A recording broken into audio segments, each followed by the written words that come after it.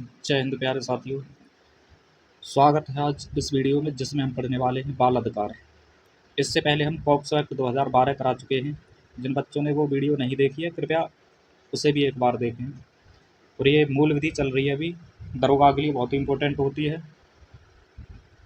और आपका काम इतना है कि आप हमें मोटिवेट करते रहिए और हम भी आपका सिलेबस कंप्लीट कराएंगे। ठीक है दोस्तों, देखिए अगर आप किसी दूसरे चैनल से देखोगे या कहीं और से पढ़ोगे तो यही चीज़ कम से कम आपको 1-1.5 घंटे मिलेगी। और हम आपको 25 से 30 मिनट में थ्योरी और इसके क्वेश्चन दोनों ही करा देते हैं।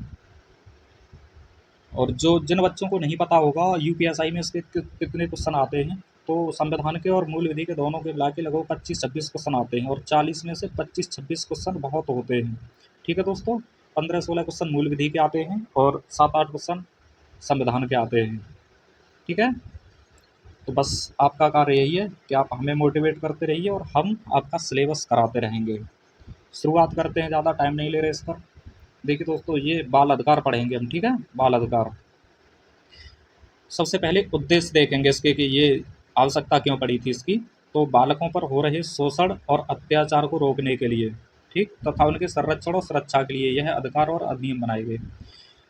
अर्थात जो बच्चे होते थे जिनसे भीख मंगवाई जाती थी या जिनके साथ में अत्याचार होता था या जो छोटे छोटे बच्चे होते हैं उनसे दुकानों पर काम करवाया जाता है, तो ऐसे बच्चों का शोषण रोकने के लिए इस अधिनियम की आवश्यकता पड़ी थी। ठीक है, ये अधिकार बनाए गए थे। ठीक, अब आगे बढ़ते हैं, इसका इतिहास जानते हैं कि कैसे कैसे इसमें काम शुरू हुआ था। तो देखिए 20 नवंबर 1989 को यूएनओ द्वारा बाल अधिकार से संबंधित घोषणा पत्र जारी किया गया था। ठीक है दोस्तों, घोषणा पत्र का मतलब होता है अधिकार पत्र। ठीक है, मैग्ना कार्टा भी कहते हैं इसको। तो 20 नवंबर 1989 को, ठीक, घोषणा पत्र जारी किया गया था। इसलिए 20 नवंबर को विश्व बाल दिवस मनाते हैं दोस्तों। 20 नवंबर को विश्व बाल दिवस मनाते हैं। ठीक है, और अगर बात की जाए राष्ट्रीय बाल दिवस की तो वो 14 नवंबर को मनाते हैं। ठीक, नेहरू जी के जन्मदिन पर। ठीक, आगे बढ़ते हैं। अब 1990 में घोषणा पत्र को महासभा द्वारा पारित किया गया था। महासभा जानते ही हो, यूएनओ का अंग है जिसे हम विश्व की संसद भी कहते हैं। ठीक है, पारित किया गया था। आगे बढ़ते हैं।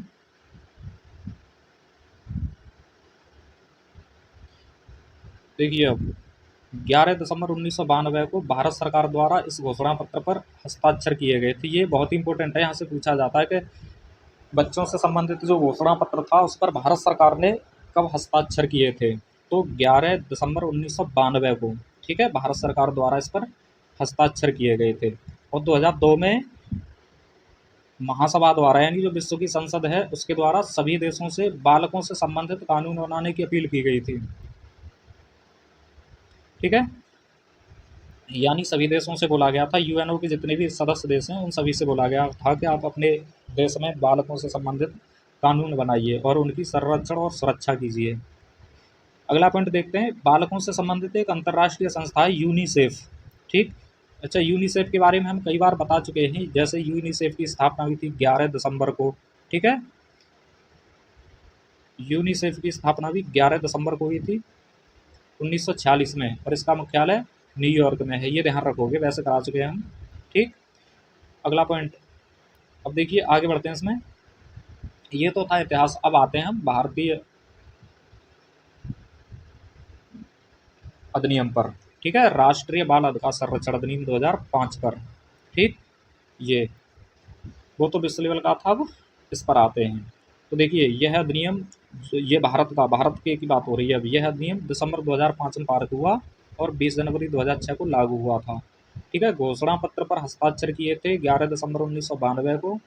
ठीक, और यहाँ पर अब यूएनओ ने सभी देशों से अपील की थी कि अब आप अपने अपने देश में कानून बनाइए। तो भारत ने दिसंबर 2005 में इसे पारित किया था और 20 जनवरी 2006 को लागू किया था। इसमें 7 अध्याय और 37 धाराएं हैं। ठीक, ये भी ध्यान रखोगे, यह संवर्ती सूची का विषय है। ठीक है, संवर्ती सूची में आता है ये। संवर्ती सूची का मतलब सही जानते ही हो, जिस पर राज्य और केंद्र दोनों कानून बना सकें। आगे बढ़ते हैं। देखिए इसमें 37 धाराएं हैं, तो इनमें से हम महत्वपूर्ण धाराएं पढ़ेंगे। केवल 37 की 37 पढ़ने की आवश्यकता नहीं है, केवल महत्वपूर्ण धाराएं ही पढ़ेंगे। ठीक है, पहली धारा इसमें तीसरी, देखिए राष्ट्रीय बाल आयोग का गठन, ठीक है, धारा 3 में है ये, तो इसे हम शॉर्टकट में एनसीपीसीआर बोलते हैं। एनसीपीसीआर जिसका अर्थ है national commission for protection of child right, ठीक है। राष्ट्रीय बाल आयोग को हम एनसीपीसीआर भी बोलते हैं, ठीक है। ये फुल फॉर्म ध्यान रखोगे इसकी। अब आगे बढ़ते हैं। इसमें आयोग का गठन यानी जो एनसीपीसीआर है इसका गठन केंद्र सरकार के द्वारा 5 मार्च 2007 को किया गया था। दोस्तों अधिनियम 2005 में बना था, लेकिन आयोग जो बना है ये 2007 में बना है, ठीक। अब इस आयोग में एक अध्यक्ष होता है और 6 सदस्य होते हैं, ठीक। सदस्यों में 2 महिला होती हैं। आयोग में एक अध्यक्ष, 6 सदस्य और 2 महिला होती हैं 6 सदस्यों में से, ठीक। आगे बढ़ते हैं। अब आयोग का कार्य, देखिए कार्य क्या होता है इस आयोग का, तो 18 वर्ष तक के बच्चों को समान महत्व देना, ये आयोग का कार्य होता है। अगर इसमें पूछा जाए कि इसमें बालकों का अर्थ क्या है, तो ये ध्यान रखोगे 0 से 18 साल तक के जितने बच्चे होते हैं वो सभी आते हैं इसमें, ठीक है। वो बालक के अंतर्गत आते हैं इसमें, बाल संरक्षण अधिनियम में 0 से 18 वर्ष तक के, ठीक। तो आयोग का कार्य क्या हो गया, 18 वर्ष तक के बच्चों को समान महत्व देना। तो देखिए इसका मुख्यालय नई दिल्ली में है एनसीपीसीआर का। और आयोग का आदर्श वाक्य ध्यान रखोगे, भविष्यो रक्षत रक्षित है, ठीक। भविष्यो रक्षित रक्षित है। इसी से मिलता जुलता एक सुप्रीम कोर्ट का आदर्श वाक्य, धर्मो रक्षत रक्षित है, ठीक है। सुप्रीम कोर्ट का भी इसी से मिलता जुलता है, धर्मो रक्षत रक्षित है आदर्श वाक्य, ठीक है। तो दोनों ध्यान रखोगे। और जो बच्चे नोट्स बना रहे हैं वो काफ़ी अच्छा काम कर रहे हैं, क्योंकि बाद में दरोगा के पेपर के टाइम पर पढ़ने में आसानी होगी। और शॉर्ट नोट्स बनवा रहा हूँ मैं इनसे, ज़्यादा लंबी चौड़ी कथा नहीं करा रहे हैं हम इसमें, ठीक है। और वीडियो भी वही 20-25 मिनट की होती है लगभग। इसमें पूरा का पूरा एक्ट आ जाता है और उससे संबंधित क्वेश्चन भी आ जाते हैं। तो बढ़ते हैं आगे। देखिए यह आयोग महिला एवं बाल विकास मंत्रालय के अधीन आता है। तो ये मंत्रालय भी पूछे जाते हैं कि किस मंत्रालय के अधीन कौन सा अधिनियम आता है या कौन सा आयोग आता है, ठीक है। तो ये जो एनसीपीसीआर है ये महिला एवं बाल विकास मंत्रालय के अधीन आता है। अच्छा बताइए, जो महिला एवं बाल विकास मंत्रालय है इसकी स्थापना कब हुई थी, तो ये ध्यान रखोगे, महिला एवं बाल विकास मंत्रालय की स्थापना 2006 में की गई थी, ठीक है। आगे बढ़ते हैं। धारा 4, देखिए धारा 4 में अध्यक्ष और सदस्यों की नियुक्ति। देखिए आयोग का गठन केंद्र सरकार करती है, जिसमें एक अध्यक्ष और 6 सदस्य होते हैं। 6 सदस्यों में 2 महिलाएं होती हैं, ठीक है। अब ये जो अध्यक्ष और सदस्य हैं उसी आयोग के, इनकी नियुक्ति कौन करता है, तो अध्यक्ष की नियुक्ति तो चयन समिति की करती है, ठीक। चयन समिति अध्यक्ष की, और सदस्यों की नियुक्ति केंद्र सरकार करती है, ठीक है। ये दोनों ध्यान रखोगे। देखिए क्या है ये, अध्यक्ष की नियुक्ति, ये अध्यक्ष की नियुक्ति चयन समिति द्वारा और सदस्यों की नियुक्ति केंद्र सरकार के द्वारा होती है, ठीक है। इनका कार्यकाल देखेंगे तो अध्यक्ष का कार्यकाल 3 वर्ष या 65 वर्ष जो भी पहले हो। यहाँ पर थोड़ा अलग अलग है ये अध्यक्ष और सदस्यों का, क्योंकि इसका चयन भी नियुक्ति भी चयन समिति कर रही है और इनका कार्यकाल भी थोड़ा अलग अलग है, ठीक है। अध्यक्ष की जो कार्यकाल है 3 वर्ष या 65 वर्ष जो भी पहले हो, और सदस्यों का होता है 3 वर्ष या 60 वर्ष जो भी पहले हो, ठीक है। ये ध्यान रखोगे। अध्यक्ष की नियुक्ति कौन कर रही है, चयन समिति, और सदस्यों की कौन कर रही है, तो केंद्र सरकार। अध्यक्ष का कार्यकाल कितना है, 3 वर्ष या 65 वर्ष, और सदस्यों का कार्यकाल कितना है, 3 वर्ष या 60 वर्ष जो भी पहले हो, ठीक है। अब आते हैं इनके त्याग पत्र की तरफ के, ये त्याग पत्र किसे देते हैं या इन्हें हटाता कौन है, ठीक है दोस्तों। त्याग पत्र या फिर इन्हें हटाना, इन दोनों में ही ये केंद्र सरकार होती है। यानी अगर ये अध्यक्ष और सदस्य जो हैं अगर अपना त्याग पत्र देंगे तो केंद्र सरकार को ही देंगे, या फिर हटाएगी भी इन्हें केंद्र सरकार ही, ठीक है, अध्यक्ष और सदस्यों को आयोग के। और देखिए यहाँ पर एक बात और ध्यान रखोगे, जो नियुक्ति देता है वही हटाता है, ठीक। अब पढ़ते हैं आगे। आयोग के प्रथम अध्यक्ष कौन थे, तो आयोग के अध्यक्ष देखेंगे यहाँ पर प्रथम और वर्तमान। तो देखिए प्रथम अध्यक्ष थे इसके शांता सिन्हा, ठीक। और वर्तमान अध्यक्ष हैं इसके प्रियंक कानूनगो, ये दोनों ही ध्यान रखोगे, प्रथम शांता सिन्हा और वर्तमान प्रियंक कानूनगो, ठीक है। अब बढ़ते हैं धारा 17 में। देखिए ये राज्य आयोग का गठन हो गया धारा 17 में। धारा 3 में राष्ट्रीय आयोग का गठन है और धारा 17 में राज्य आयोग का गठन है। देखिए दोस्तों जो ज़्यादातर गठन आयोग बनाए जाते हैं धारा 3 के तहत ही बनाए जाते हैं, चाहे मानवाधिकार का हो या राष्ट्रीय महिला आयोग का हो या फिर ये हो एनसीपीसीआर का, ठीक है दोस्तों। अब आयोग का गठन देखिए यहाँ पर क्या है, ये इसका गठन राज्य सरकार के द्वारा किया जाता है। जब राज्य आयोग है तो राज्य सरकार ही करेगी इसका गठन, प्रक्रिया सेम वही रहती है। इसके वर्तमान अध्यक्ष हैं देवेंद्र शर्मा। ठीक है, यहाँ से ज़्यादा क्वेश्चन नहीं आता है, राष्ट्रीय वाले में से ही आता है, तो यहाँ पर ज़्यादा टाइम नहीं बिगाड़ रहे हम।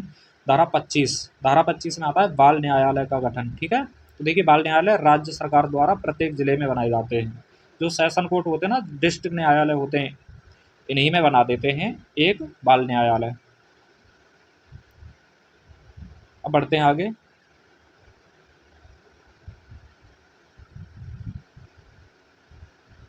ठीक है दोस्तों, देखो धारा 25 में क्या था, ये बाल न्यायालय का गठन। ठीक है, जिसको कौन बनाती है, तो राज्य सरकार प्रत्येक जिले में। ठीक, राज्य सरकार प्रत्येक जिले में बनाती है बाल न्यायालय। आगे बढ़ेंगे। अब बच्चों से संबंधित अन्य तथ्य पढ़ेंगे। देखिए बहुत ही इंपॉर्टेंट है ये तथ्य, और दोस्तों थ्योरी के बाद में हम इनके प्रश्न भी लगाने वाले हैं। आप वीडियो देखा करिए, बहुत अच्छी वीडियो है और आप बड़े आराम से मूल विधि के क्वेश्चन कर पाओगे। ठीक है, बहुत ही इंपॉर्टेंट होते हैं मूल विधि। देखिए 25-26 क्वेश्चन होते हैं मूल विधि और संविधान के। फिर से कह रहा हूँ, जो बच्चे नए हैं, यूपीएसआई की तैयारी पहली बार कर रहे हैं, तो ध्यान रखना, इसमें जो जितना पढ़ लेगा वही कामयाबी हासिल कर लेगा। ऐसा नहीं है कि एक ही वीडियो को देख रहे हैं 2-2 घंटे की और बाकी छोड़ दी सभी। तो एक वीडियो से एक क्वेश्चन या 2 क्वेश्चन आएंगे, उससे कुछ नहीं होने वाला है। पूरा पढ़ो, ठीक है, कम समय में अच्छा पढ़िए। अब अन्य तथ्य, बच्चों से संबंधित अन्य तथ्य पढ़ेंगे हम। ठीक दोस्तों, इतनी भी गारंटी ले रहा हूँ, आप किसी भी वीडियो को देखिए मेरे अलावा, अगर इतने कम समय में और इससे ज़्यादा किसी ने कराया हो। चलो बढ़ते हैं। देखिए यह आयोग जो एनसीपीसीआर है, शिक्षा के अधिकार आयोग अधिनियम 2009 के तहत बच्चों के लिए मुफ्त शिक्षा के अधिकार से संबंधित शिकायतों की जांच करता है।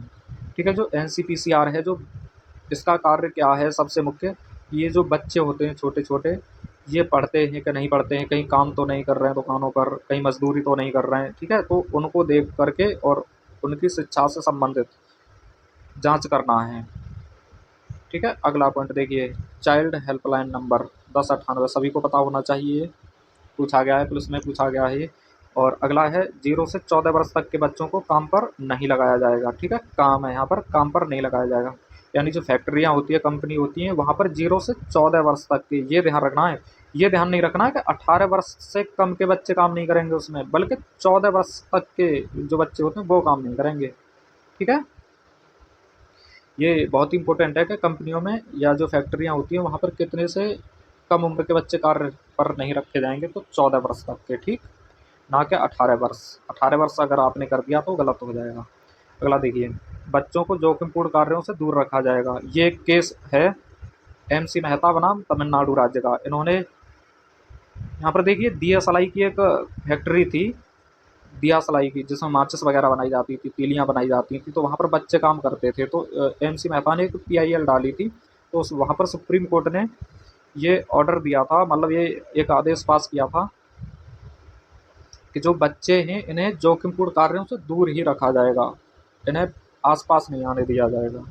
ठीक है, अगला देखिए अनुच्छेद 24 पढ़ा होगा आपने। अनुच्छेद 24 में बाल श्रम निषेध है।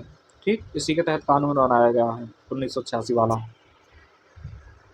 अगला है स्कूल चलो अभियान 2000 में शुरू हुआ था और सर्व शिक्षा अभियान 2001 में शुरू हुआ था। देखिए दोनों कैसे ध्यान रखेंगे, 2000 में स्कूल चलो, ठीक है, अब 2001 में सभी स्कूल चलो। देखिए 2001 में एक आ रहा है ना, तो एक एक सभी स्कूल चलो, एक एक चलो स्कूल, यानी कोई भी नहीं छूटना चाहिए। सर्व शिक्षा यानी सभी के लिए शिक्षा दीजिए, एक भी नहीं बचना चाहिए। ठीक है, तो दोनों दोनों ध्यान रखोगे, 2000 में स्कूल चलो और 2001 में सभी स्कूल चलो। ठीक है, कोई भी नहीं छूटना चाहिए, एक भी नहीं छूटना चाहिए। अगला, मध्याह्न भोजन योजना 15 अगस्त 1995 से शुरू हुई थी। ठीक है, ये भी ध्यान रखोगे, योजनाओं में आती हैं ये। और राष्ट्रीय बाल नीति 1974 में अपनाई गई थी। ठीक है, राष्ट्रीय बाल नीति, देखिए ये वर्ष भी पूछे जाते हैं अक्सर करके, जैसे पुलिस वाले पेपर में पूछा गया था, पहले में ही पूछा गया था युवा वर्ष किस वर्ष को घोषित किया गया था। ठीक है, तो देखिए 1984 को तो युवा वर्ष घोषित किया गया था। ठीक, 1984 को युवा वर्ष घोषित किया गया था। और इससे पहले मैंने आपको एक महिला राष्ट्रीय वाला बताया है, राष्ट्रीय महिला वाला, तो 2001 को महिला वर्ष घोषित किया गया था, ठीक है। और ये 1974 को बाल दिवस यानी बालक वर्ष घोषित किया गया है, ठीक है। तो ये चीज़ ध्यान रखोगे आप। आगे बढ़ते हैं। राष्ट्रीय बाल दिवस, देखिए राष्ट्रीय बाल दिवस 14 नवंबर को मनाया जाता है, ठीक। और विश्व बाल दिवस 20 नवंबर को मनाया जाता है। यहीं पर इसकी थीम भी देखेंगे हम साथ साथ में। 2024 की थीम है हर बच्चे के लिए हर अधिकार, यानी राष्ट्रीय बाल दिवस की, जिसे 14 नवंबर को मनाया जाता है, उसकी थीम है हर बच्चे के लिए हर अधिकार। अगला है विश्व बाल दिवस, तो ये 20 नवंबर को मनाया जाता है। दोस्तों 14 नवंबर को राष्ट्रीय बाल दिवस है, 20 नवंबर को विश्व बाल दिवस है, ठीक है। इसकी थीम देखेंगे 2024 की, तो यह है भविष्य की सुनो, ठीक है। राष्ट्रीय बाल दिवस की है हर बच्चे के लिए हर अधिकार, और इसकी है भविष्य की सुनो, ठीक। अब 12 जून को मनाते हैं हम विश्व बाल श्रम निषेध दिवस, यानी जो छोटे छोटे बच्चे काम कर रहे होते हैं उनका निषेध दिवस मनाते हैं 12 जून को, ठीक है। ये तीनों डेट याद रखेंगे। 12 जून को बाल मजदूरी निषेध दिवस मनाते हैं, 20 नवंबर को विश्व बाल दिवस मनाते हैं, और 14 नवंबर को राष्ट्रीय बाल दिवस मनाते हैं। अच्छा, 14 नवंबर को किसकी जयंती आती है? तो जवाहरलाल नेहरू की, ठीक है। इसकी थीम देखेंगे, आइए अपनी प्रतिबद्धता पर काम करें और बाल श्रम समाप्त करें। तो बाल श्रम से ध्यान रखोगे यहाँ पर, श्रम से, मजदूरी से, ठीक है। आगे बढ़ते हैं। देखिए थीम क्या हो जाएगी इसकी, विश्व बाल श्रम निषेध की। तो देखिए फिर से समझिए, 12 जून को क्या मनाया जाता है? जो छोटे छोटे बच्चे होते हैं उन्हें देखा जाता है कि कोई छोटे बच्चे काम तो नहीं कर रहे हैं, कहीं पर मजदूरी तो नहीं कर रहे हैं, ठीक है। तो उसके निषेध को मनाया जाता है, और इसकी थीम हो जाएगी, आइए अपनी प्रतिबद्धता पर काम करें और बाल श्रम को समाप्त करें, ठीक है। अगला पॉइंट है 6 से 14 वर्ष तक के बच्चों को निःशुल्क एवं अनिवार्य शिक्षा का प्रावधान। अनिवार्य शिक्षा का प्रावधान कौन से? 86वां संविधान संशोधन 2002 द्वारा दिया गया था, ठीक है।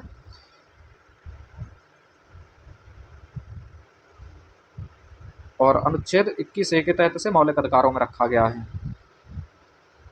देखिए ये आपने संशोधन पढ़े होंगे, ये बहुत ही इंपॉर्टेंट संशोधन है। यहाँ पर 6 से 14 वर्ष तक के जो बच्चे होते हैं सरकारी स्कूल में पढ़ने वाले, ठीक, इनको निःशुल्क एवं अनिवार्य शिक्षा का प्रावधान किस संशोधन के तहत किया गया था? तो 86वां संविधान संशोधन 2002 के द्वारा, ठीक है।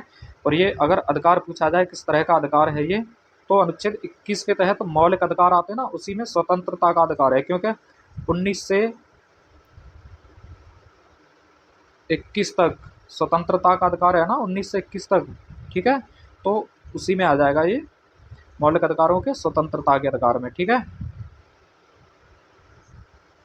स्वतंत्रता का अधिकार हो जाएगा ये शिक्षा का अधिकार 6 से 14 वर्ष तक के बच्चों का। मौलिक अधिकार तो है ही है, स्वतंत्रता का अधिकार भी है, मौलिक अधिकारों के तहत ही स्वतंत्रता का अधिकार है। आगे बढ़ते हैं अब।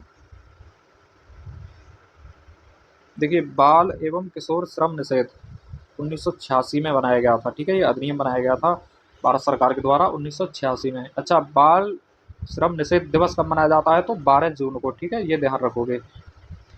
बाल विवाह प्रतिषेध अधिनियम, ये बच्चों से संबंधित अधिनियम है। तो बाल विवाह जो होते हैं उनसे संबंधित अधिनियम 2006 में बनाया गया था, ठीक। ये सीधी सीधी डेट पूछी जाती है पेपर में दरोगा वाले में कि अधिनियम कब आया था। पॉक्सो एक्ट 2012 में आया था, ठीक है। पॉक्सो एक्ट हम करा चुके हैं वीडियो में, जिन्होंने वीडियो नहीं देखी है वो वीडियो देख जाके पहले, ठीक। ये सभी एक्ट हम कराएंगे, यानी जो दरोगा से संबंधित पूरी मूल विधि कराएंगे। बस आप हमें मोटिवेट करते रहिए, आपका काम है हमें मोटिवेट करना, और हमारा काम है आपका सिलेबस कंप्लीट कराना, ठीक है। निःशुल्क, वो भी आपको पैसे देने की आवश्यकता नहीं है, बिल्कुल निःशुल्क कराएंगे। अगला है किशोर न्याय अधिनियम, ठीक। किशोर न्याय अधिनियम देखिए, एक तो 2000 में आया था और 2015 में आया था। ये इसे हम शॉर्टकट में जेजे एक्ट बोलते हैं, जस्टिस जुवेनाइल एक्ट। इसका कार्य होता है जो अपराधी बच्चे होते हैं, अपराधी किस्म के, तो उनकी जो कार्रवाई होती है वो इसी अधिनियम के तहत चलती है, जेजे एक्ट के तहत, ठीक है। सामान्य लोगों के अलावा, जैसे अगर कोई बड़ा व्यक्ति 18 साल से अधिक आयु का व्यक्ति अपराध करता है तो सामान्य कोर्ट में उसकी सुनवाई होती है सामान्य केस की तरह।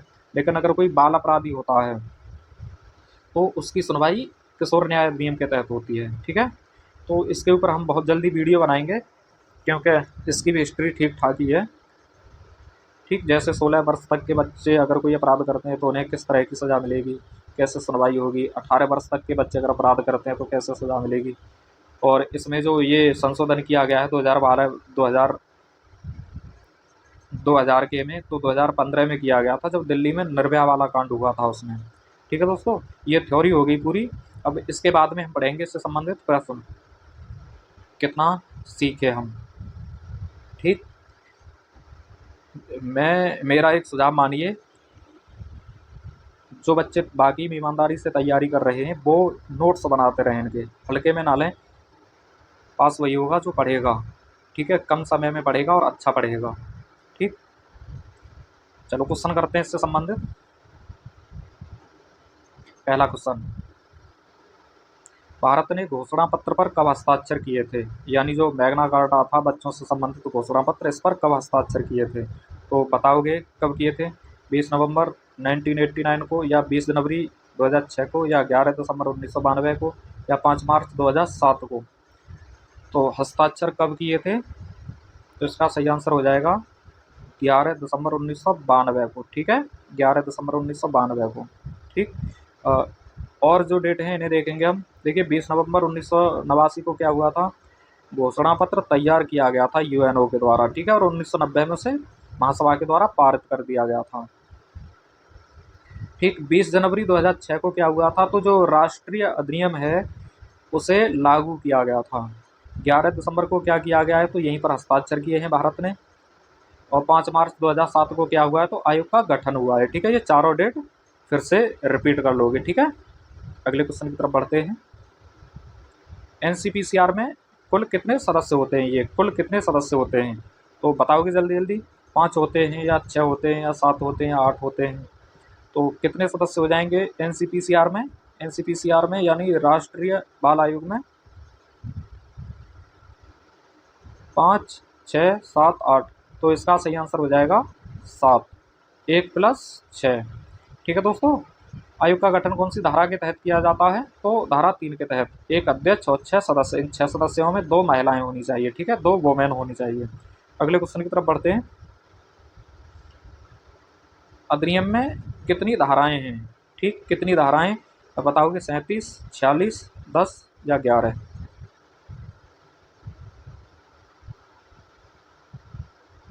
तो इसका सही आंसर हो जाएगा 37।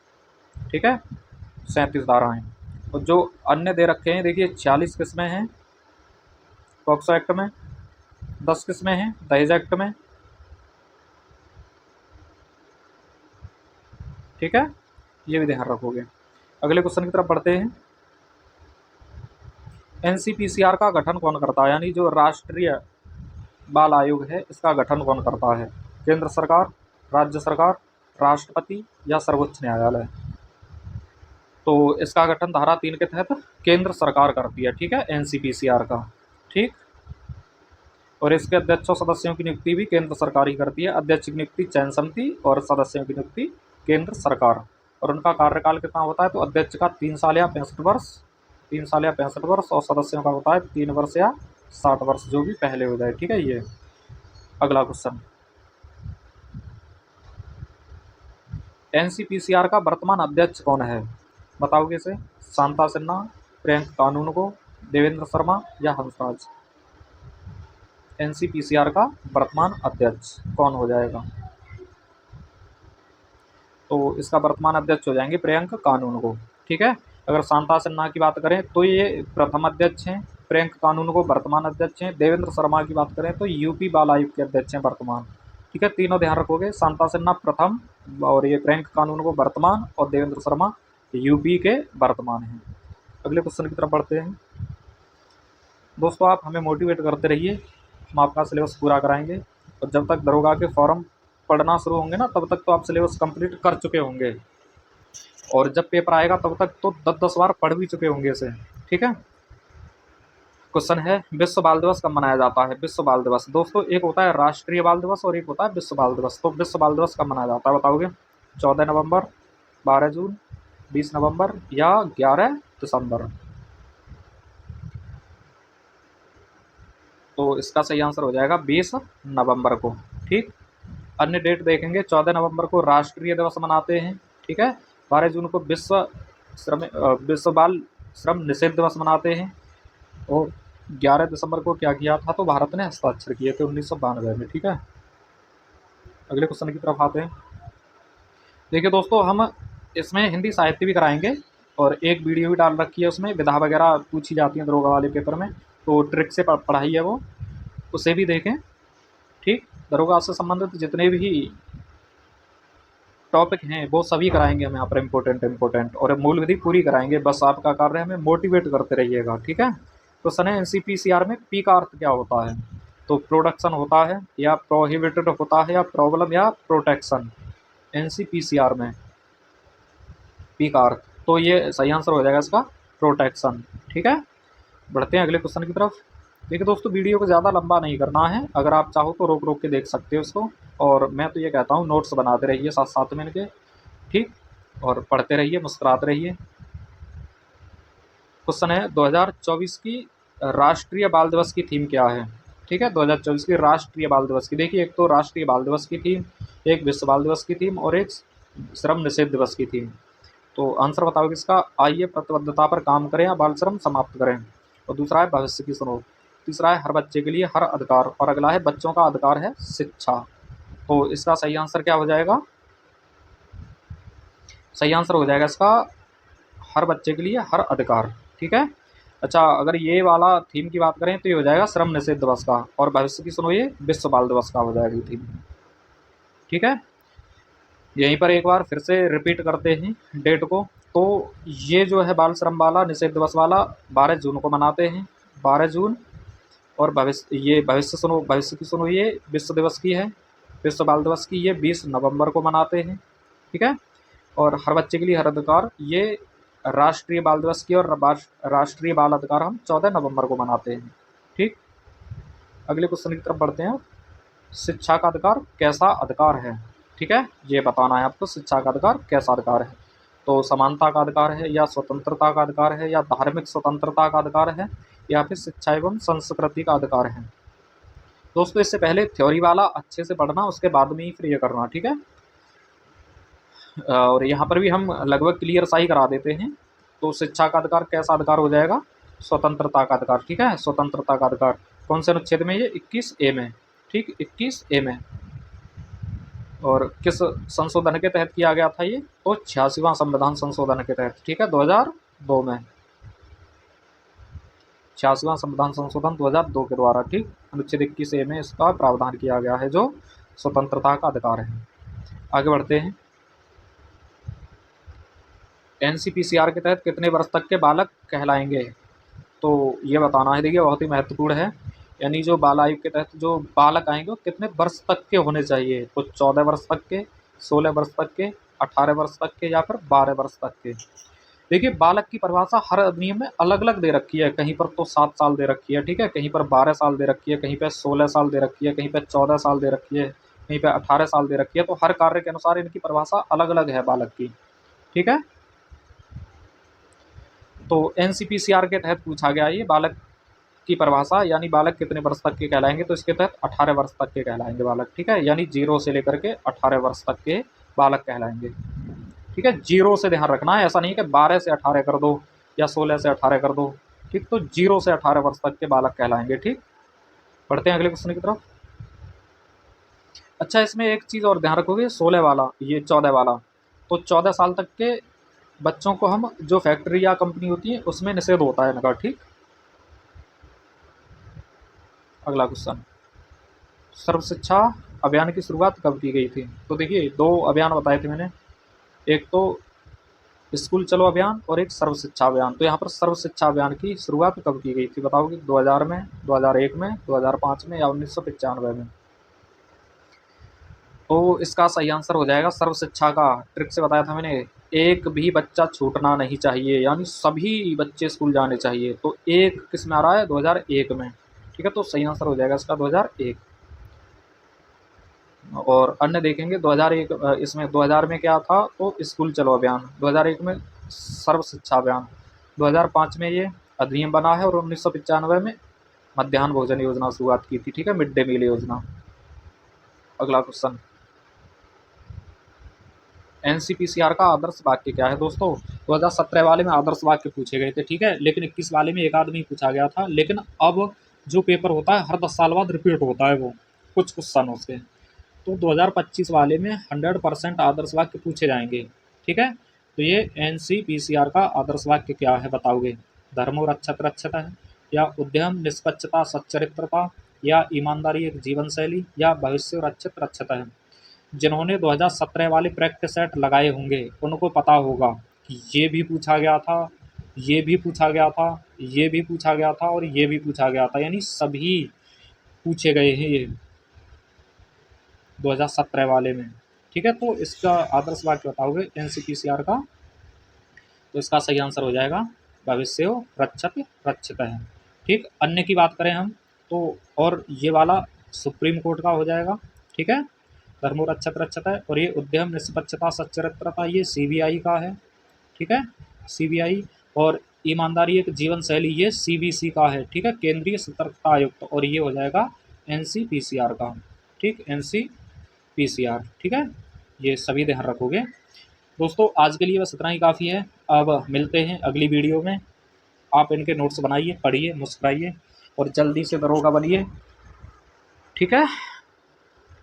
और कमेंट करके ज़रूर बताया करें आपको वीडियो कैसी लग रही है, हमारी कंटेंट कैसा लग रहा है, ठीक। मुझे पता है आप और भी जगह से पढ़ते होंगे, तो वहाँ से और यहाँ पर कुछ फ़र्क दिखता है कि नहीं दिखता है, ठीक। बस आप पढ़ते रहिए, आपकी सफलता ही हमारी मेहनत होगी, ठीक है।